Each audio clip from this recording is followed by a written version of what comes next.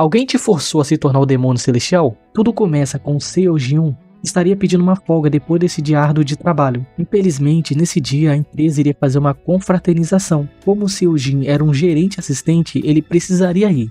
Os outros funcionários ficaram de fofoquinha achando que Jin era bem egoísta por não querer ficar nesse dia com eles. Dentre olhares de raiva e nojo, a outra gerente assistente apareceu e ela demonstrou um grande entendimento do sentimento de Jin. Ela disse que sim, ele precisaria de uma folga, mas ele teria que fazer essa folga com todo mundo da empresa. Ao perceber que ele não teria nenhuma outra escolha, ele foi até sua mesa já derrotado. Ele se lembra que ele aceitou esse trabalho na prefeitura achando que era um trabalho muito simples e fácil. Entretanto, a sua empresa exige um trabalho brutal e cansativo. O setor onde ele trabalhava fazia muitas horas extras devido à carga horária estressante de trabalho. No meio dos seus questionamentos da sua vida, um cliente que sempre aparecia para arrumar confusão acabou aparecendo no final do expediente. João queria muito avisá-lo para voltar no dia seguinte, pois o expediente já havia terminado. O caso desse cliente era um caso extremamente sensível e o requerimento dele não poderia passar do requerimento de cima. E o cliente ele não queria saber de onde vinha a ordem, ele só queria punir alguém. Infelizmente para Jin, ele estava na linha de frente e ele foi punido.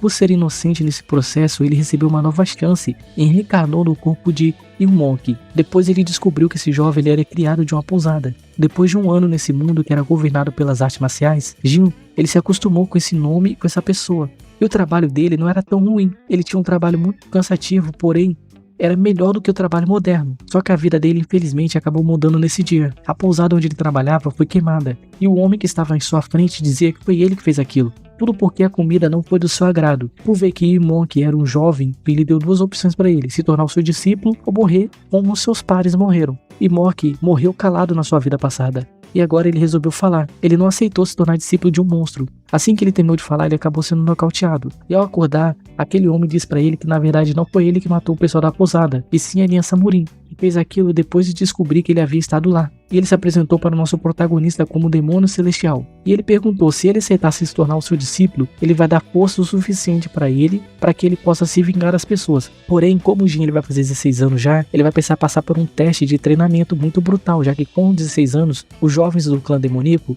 eles passam por um processo para descobrir se são dignos de estar lá dentro. O nosso protagonista ele vai ter que aprender em um ano o que o pessoal levaria 15 anos para aprender. Lógico, isso se ele conseguir sobreviver à iniciação dos testes do clã demoníaco. Reverendo da insanidade. Sempre fui pelo poder. O poder leva pessoas que não se suportam a se unir para acabar com aquele que eles chamam de mal maior. Não porque eles se amam, mas porque eles não suportam ver alguém mais forte que eles prosperando. Feng Yuan fez muitos inimigos ao longo da sua jornada da sua vida, levando seus inimigos que não se suportam a criar uma aliança só para eliminá-lo. Só que Feng sabe que eles não estão nem aí para esse tal mal que eles querem matar. Tudo que eles querem é a técnica da cigarra da primavera e do outono. Essa técnica ela serve para reverter o tempo. Durante a sua vida ele encontrou essa técnica perdida. Por ela nunca ter sido testada e ninguém saber como é que ela funciona, ele praticou ela para tentar moldar essa técnica para saber se realmente ela funcionava. Mas ela tinha um grande preço. Após os seus inimigos descobrirem que ele tinha esse poder que um dia poderia florescer, eles criaram uma aliança para tentar roubar o poder da cigarra da primavera e do outono dele. Tem algo que eles não sabem, que só Feng sabe. Ele na verdade não era desse reino. Antes dele vir parar no mundo Murim, ele era um estudioso chinês, que foi para esse mundo há mais ou menos 300 anos atrás. Os seus primeiros 300 anos foram miseráveis, que fez com que ele passasse 200 anos depois enterrando seus sentimentos no lado mais profundo do seu coração. Feng ele procurou preencher o seu coração com poder. E ele acabou colocando a mão em algo que nenhum ser humano poderia colocar as mãos. Demorou 500 anos que sua maldade chegou ao nível de cultivo que ele poderia cultivar a cigarra da primavera e do outono.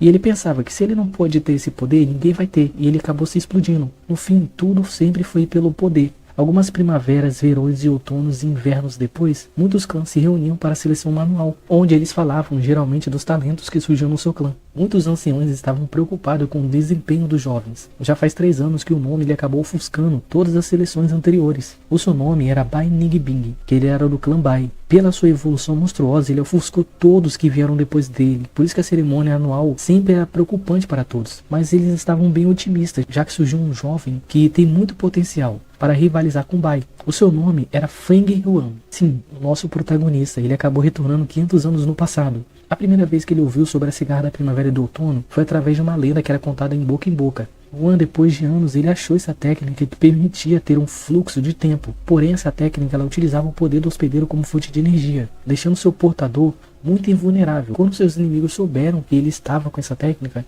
resolveram encurralá-lo no seu momento mais fraco. Mas agora ele retornou 500 anos no passado, com todas as suas memórias do futuro. E ele pretende modelar o futuro para o seu bel prazer, para ele não sofrer mais 500 anos de dor e sofrimento que levou a ele ter sua queda.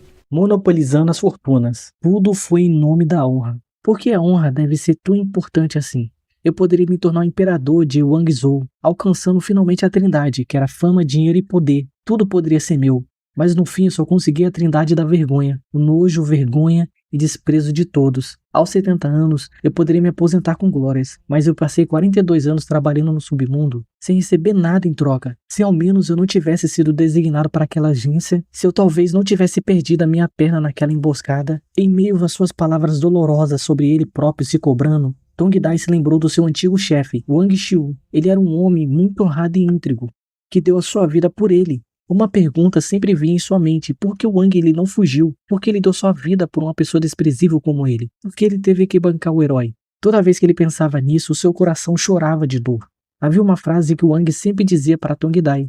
O sonho dele era viver uma vida honrada e morrer com honra. Alguém ficou com pena daquela situação que nosso protagonista viveu. E no meio daquela neve fria, aqueceu seu coração, fazendo ele retornar no tempo. No começo ele pensou que aquele ali era o inferno pessoal dele, mas a dor era real demais. Depois de muito tempo ele raciocinou e percebeu que ele retornou no tempo. Ele retornou exatamente para o primeiro dia dele no Caminho Negro, conhecido pelo mundo Murim como Submundo. Ele foi designado para uma agência de reparo em Guanguaro. De dia eles trabalhavam administrando negócios de estoques em lojas, e de noite eles praticavam agiotagem. A agência dele, que ele onde trabalhava, era comandada pelo chefe Wang, e ele era uma pessoa, tipo assim, que ele perdeu muito as coisas, né? O chefe Wang, ele foi passado muito por trás por umas pessoas maliciosas, e nesse emprego você precisa ser malicioso, mas pela sua integridade, o Wang, ele era muito mais respeitado que os outros, mas eles não tinham uma condição tão boa quanto as outras equipes ali, quanto as outras fundações. Agora o nosso protagonista não se importava nisso, né? Porque nessa realidade ele estava vivo, o Wang. No mundo Murim é difícil você ter um conhecimento bom em leitura. Porém, o nosso prota ele tinha 42 anos de sofrimento. E ele aprendeu a ler nesse meio tempo.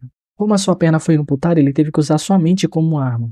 E depois de provar para o Wang e para o seu sênior que ele sabia ler, o Sr. Wang ficou muito feliz em perceber que tinha uma pessoa promissora ali com eles. O prota ele promete em sua mente que dessa vez ele vai ajudar a agência que ele está a subir a rankings muito altos, já que por causa da agência não ter tantas condições, eles foram muito passados para trás e o Wang ele faleceu no meio disso. E ele também ficou muito puto com o submundo, já que ele passou 42 anos lá e ele só ganhou 15 moedas de recompensa.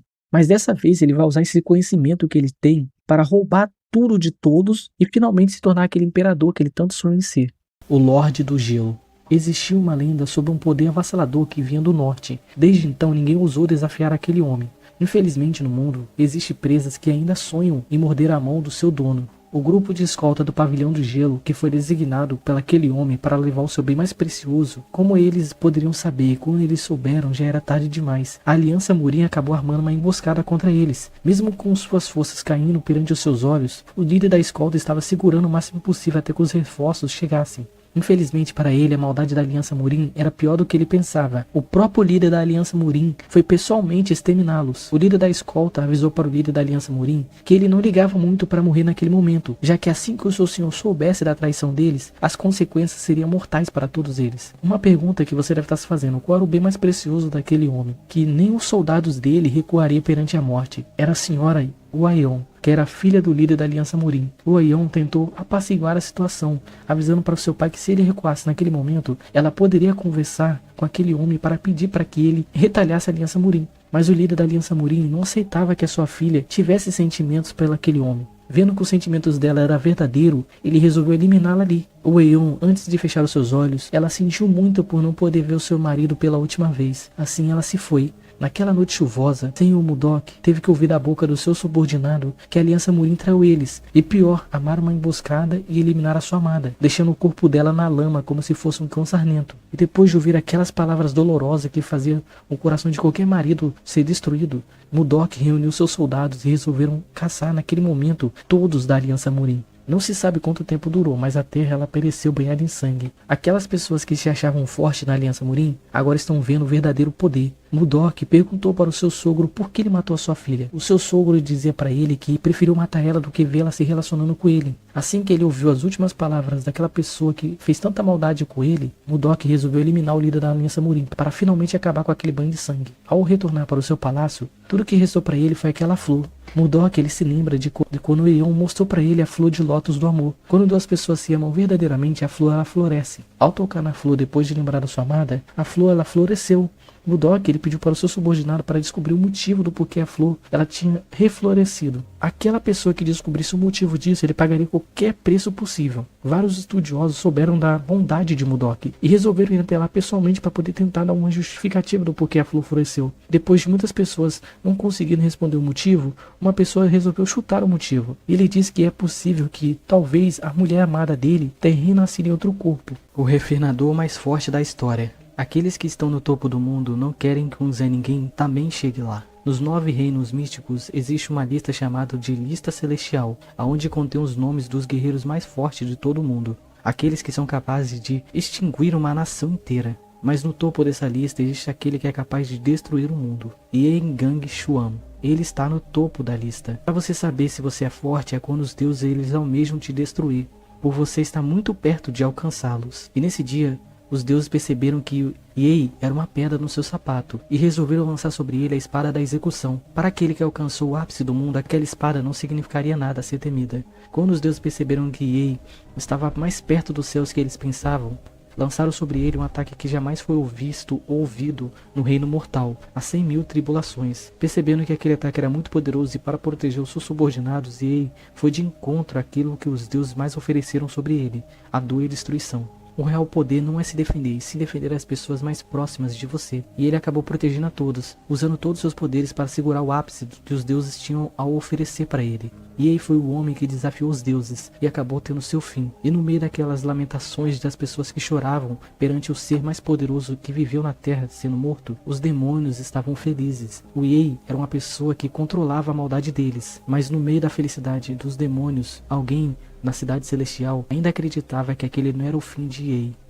E após 3.000 anos na cidade de Gangzhou, Yei retornou para a cidade onde foi o primeiro lugar onde ele fez a primeira seita dele. Mas ele se perguntava por que ele retornou logo aqui. Nos 3.000 anos do seu descanso, o mundo marcial se tornou um mundo covarde. Agora não são mais só os deuses que proíbem das pessoas alcançarem os céus. Aqueles que vivem no grão da terra também proíbem das pessoas de submergir e virar um ser celestial, traindo e matando todos que almejam alcançar os céus. E ele percebeu que esse mundo acabou mudando, e ele precisa consertar essa engrenagem que está fora do eixo.